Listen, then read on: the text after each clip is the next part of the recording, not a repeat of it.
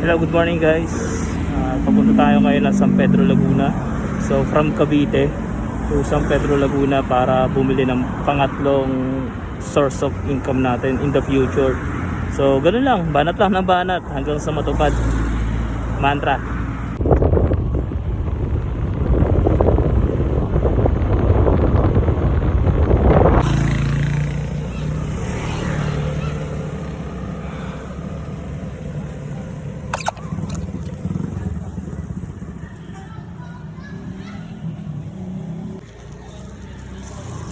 So ito, ang dami, may pasobra pang binigay. Thank you so much. Yan.